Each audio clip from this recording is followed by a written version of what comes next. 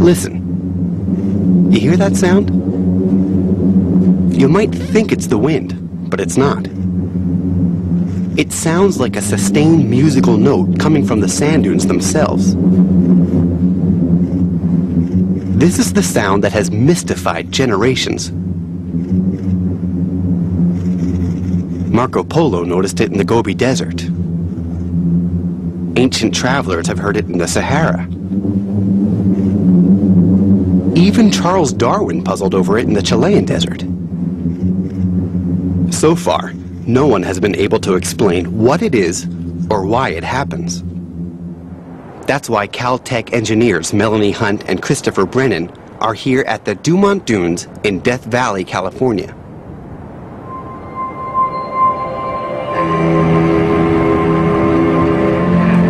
This location is one of about 30 places around the world that have what are described as booming dunes.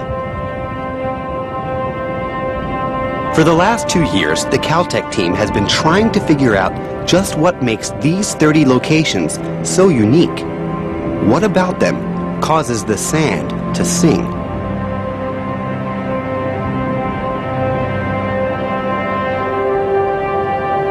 Their theory is that the booming dunes are really like an enormous musical instrument. Imagine the loose moving sand particles on the surface are like the vibrating strings on a cello. And underneath the surface, you'll find a damper, harder layer of sand, which reflects and magnifies the vibrations, just like the body of a cello does. Better get your goggles on. To test their theory, the Caltech team has to trek up the 300-foot-plus dunes. When they reach the peak, they have to simulate an avalanche to put the loose sand in motion and make the surface particles vibrate.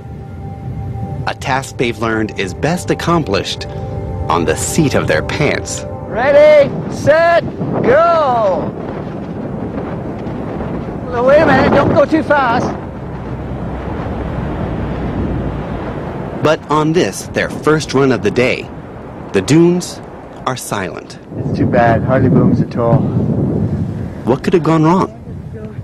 Today the wind is not blowing in the normal direction. Usually the wind blows from that direction over this way, leaving a lot of loose sand on this side of the dune.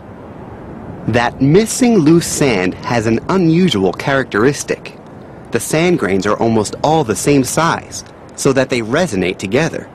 And we believe that that's part of the explanation for this booming sound, that all the grains are more or less the same size. So when they flow over one another, they hit each other at a roughly the same frequency. Just as a bow rubbing over a string has a characteristic frequency.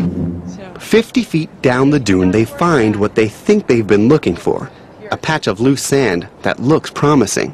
Go! As they slide down the dune, at first they hear nothing. Come on, keep going, guys. I got a little bit of a boom.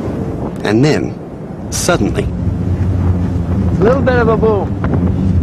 You hear it there? We got it! Down here, Mal. It is the music of the dune.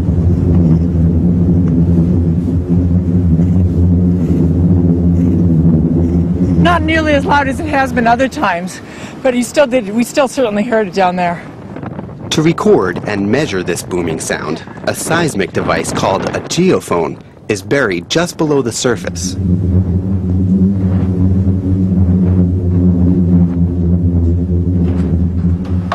Later, back at Caltech, this data gets fed into a computer. And this shows you that the sound that we were hearing is predominantly a single frequency. A frequency equal to the musical note G. Over the last 2 years, the Caltech team has observed and documented that the sound of the booming dunes actually changes from day to day and from dune to dune. What ultimately determines the musical range, they think, is not just the size of the sand particles, but also how much space there is between the top where the sand is loose and that hard surface down below. Another 4 inches, 3 inches. The greater the distance between the two, the lower the frequency and pitch of the booming dune. Got a good consistency to it, hasn't it? So, after 2 years of research and frequent visits to 3 of the 30 booming dune sites worldwide, here is what the Caltech data has shown. For a dune to boom, it must be at least 150 feet high, there must be loose dry sand of similar particle size at the top, and a hard layer below.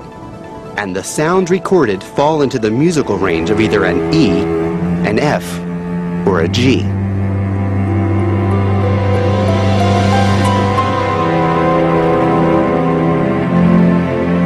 So, is the mystery solved?